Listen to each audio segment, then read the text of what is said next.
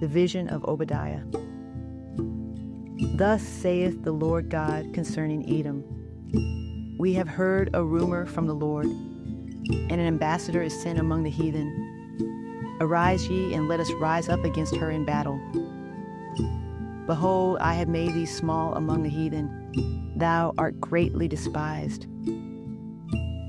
The pride of thine heart hath deceived thee, thou that dwellest in the clefts of the rock, whose habitation is high, that saith in his heart, who shall bring me down to the ground?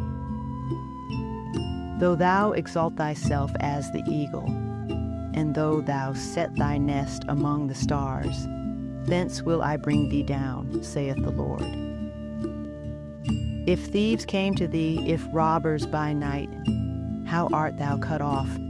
Would they not have stolen till they had enough? If the grape gatherers came to thee, would they not leave some grapes? How are the things of Esau searched out? How are his hidden things sought up? All the men of thy confederacy have brought thee even to the border.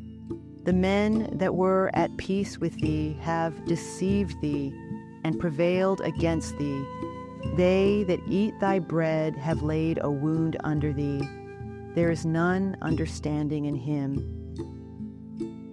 Shall I not in that day, saith the Lord, even destroy the wise men out of Edom, and understanding out of the mount of Esau? And thy mighty men, O Teman, shall be dismayed, to the end that every one of the mount of Esau may be cut off by slaughter. For thy violence against thy brother Jacob shame shall cover thee, and thou shalt be cut off forever. In the day that thou stoodest on the other side, in the day that the strangers carried away captive his forces, and foreigners entered into his gates, and cast lots upon Jerusalem, even thou wast as one of them. But thou shouldest not have looked on the day of thy brother, in the day that he became a stranger, neither shouldest thou have rejoiced over the children of Judah in the day of their destruction, neither shouldest thou have spoken proudly in the day of distress. Thou shouldest not have entered into the gate of my people in the day of their calamity. Yea, thou shouldest not have looked on their affliction in the day of their calamity, nor have laid hands on their substance in the day of their calamity.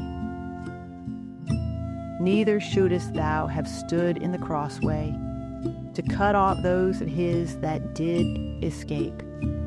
Neither shouldest thou have delivered up those of his that did remain in the day of distress.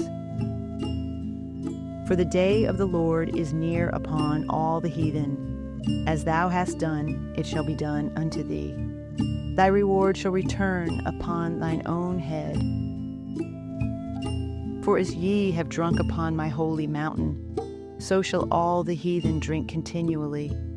Yea, they shall drink, and they shall swallow down, and they shall be as though they had not been. But upon Mount Zion shall be deliverance, and there shall be holiness, and the house of Jacob shall possess their possessions. And the house of Jacob shall be a fire, and the house of Joseph a flame, and the house of Esau for stubble, and they shall kindle in them, and devour them. And they of the south shall possess the mount of Esau, and they of the plain the Philistines. And they shall possess the fields of Ephraim, and the fields of Samaria, and Benjamin shall possess Gilead. And the captivity of this host of the children of Israel shall possess that of the Canaanites, even unto Zarephath, and the captivity of Jerusalem, which is in Sepharad, shall possess the cities of the south. And saviors shall come up on Mount Zion to judge the mount of Esau, and the kingdom shall be the Lord's.